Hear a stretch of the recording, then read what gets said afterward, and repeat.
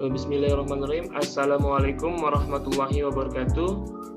Kami dari kelompok 10 akan mempresentasikan tentang bab yang berjudul mengatasi masalah kepemimpinan. Saya Fatra Nugraha dan rekan saya. Saya Putri Wadatami. Ini ada table of contents-nya. Yang pertama itu membahas penyebab munculnya masalah. Yang kedua itu jenis-jenis masalah. Yang ketiga pemecahan masalah. Dan yang keempat itu problem solving cycle. Nah, ini yang pertama, penyebab munculnya masalah. Berikut ada 5 faktor yang akan menyebabkan munculnya masalah dalam kepemimpinan. Yang pertama, hasil yang selalu tidak memenuhi ekspektasi. Yang kedua, jarang atau bahkan tidak pernah ada ide baru yang muncul. Yang ketiga, tim yang tidak dapat bekerja sama. Yang keempat, tim yang hanya menjalani rutinitas tanpa bekerja dengan sepenuh hati. Yang kelima, tidak percaya kepada diri sendiri. Yang kedua, jenis-jenis masalah. Yang pertama, itu visi yang kurang jelas, yaitu seorang pemimpin harus bisa menetapkan visi jangka panjang dan memastikan tim juga memiliki visi yang sama. Dengan adanya visi yang sudah jelas, seorang pemimpin dapat merencanakan langkah-langkah ke depannya dengan penuh pertimbangan yang tepat. Seorang pemimpin sejati dapat menciptakan visi untuk masa depan perusahaannya yang mampu memberikan semangat untuk para karyawannya. Juga dapat membuat mereka bekerja keras dan berbuat baik meski tidak ada yang melihat.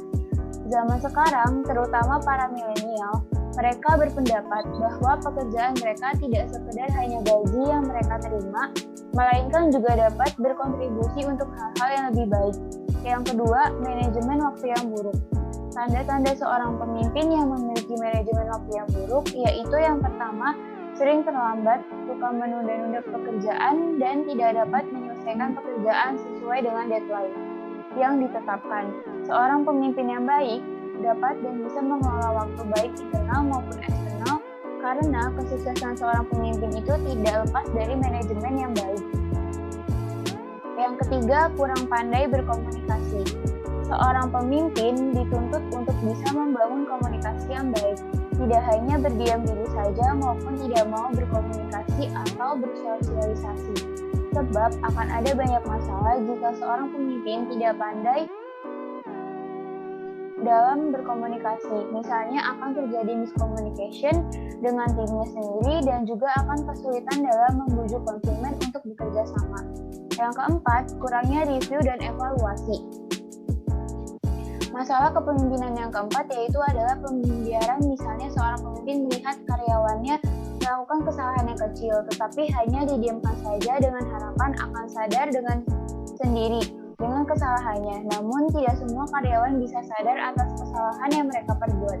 Jika karyawan tersebut tidak sadar atas kesalahannya, maka seorang pemimpinlah yang akan jadi sasaran keluhan dan komplain dari karyawan lainnya. Pemimpin harus bisa menyelamatkan karyawannya.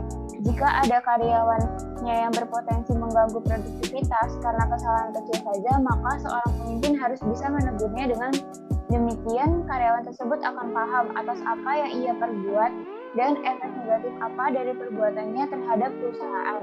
Yang kelima, kesalahan kaderisasi. Kepemimpinan yang baik adalah pemimpin yang bisa mencetak pemimpin-pemimpin baru atau yang biasa kita kenal disebut dengan kaderisasi. Misalnya seorang pemimpin tentu membutuhkan sejumlah supervisor atau manajer. Mereka perlu dilatih agar mampu membantu dalam memimpin anak buahnya. Pilihlah karyawan yang bisa dan memiliki kompetensi dan karakter yang lebih baik dari karyawan lainnya, namun bukan berarti seorang pemimpin dapat melepaskan semua tanggung jawab kepada anak buahnya. Walaupun karyawan tersebut memiliki kompetensi di atas karyawan yang lain, tentunya karyawan tersebut masih tetap harus dalam bimbingan. Di sini ada nomor 3, pemecahan masalah.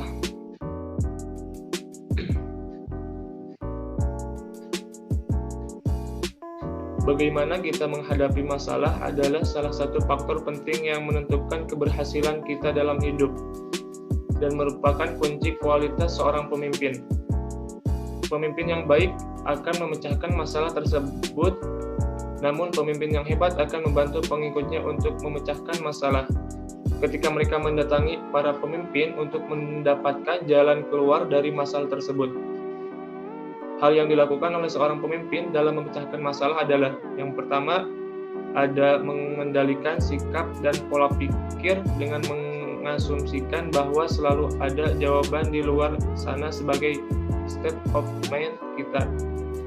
Yang kedua, ada mengumpulkan semua fakta atas masalah yang ada. Yang ketiga, ada pertimbangkan apakah masalah tersebut adalah masalah yang benar-benar membutuhkan pemecahan. Yang keempat, ada problem solving cycle. Problem solving cycle, siklus solusi masalah, adalah proses mental yang melibatkan penemuan masalah, analisis, dan pemecahan masalah. Selain itu, problem solving cycle merupakan suatu metode pemecahan masalah dalam mengidentifikasi masalah yang paling diprioritaskan. Kemudian mengidentifikasi solusi atau jalan keluar dari masalah tersebut, baru melakukan pelaksanaan terhadap pemecahan masalah tersebut. Di sini ada langkah-langkah problem solving cycle. Yang pertama ada analisis situasi. Tujuan analisis situasi yang pertama memahami masalah kesejahteraan secara jelas dan spesifik.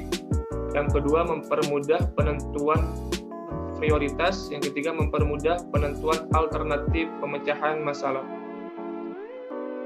Dan yang kedua, ada identifikasi masalah.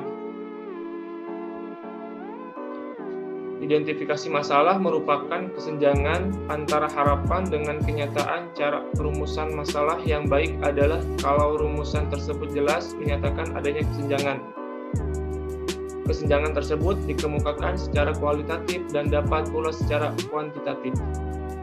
Penentuan masalah dapat dengan cara membandingkan dengan yang lain, memonitor tanda-tanda kelemahan, membandingkan capaian saat ini dengan tujuan atau dengan capai sebelumnya, dengan membuat daftar keluhan.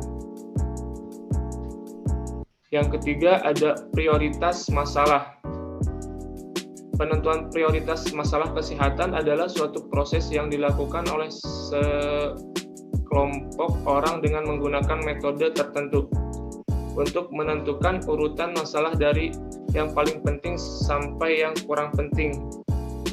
Di sini ada langkah penentuan prioritas masalah terdiri dari menetapkan kriteria, memberikan bobot masalah, menentukan scoring setiap masalah. Adapun yang keempat, alternatif solusi. Alternatif solusi dapat diketahui dengan metode brainstorming. Dan yang kelima, ada pelaksanaan solusi terpilih. Solusi yang paling tepat dapat dipilih dengan menggunakan dua cara, yaitu teknik scoring dan non-scoring. Pada teknik scoring dilakukan dengan memberikan nilai atau skor terhadap beberapa alternatif solusi yang menggunakan ukuran parameter. Pada teknik non-scoring, alternatif solusi didapatkan melalui diskusi kelompok, sehingga teknik ini disebut juga nominal group technique. Yang terakhir, yang keenam, ada evaluasi solusi yang dilaksanakan. Hasil yang dicapai sesuai dengan rencana, masalah terpecahkan. Terdapat kesenjangan antara berbagai ketetapan dalam rencana dengan hasil yang dicapai. Tidak seluruh masalah teratasi. Ada hasil yang dicapai lebih dari direncanakan, ataupun masalah lain ikut terpecahkan. Terima kasih. Sekian dari kelompok kami. Mohon maaf bila ada kekurangannya. Wabillahi taufiq wal hidayah. Wassalamualaikum warahmatullahi wabarakatuh.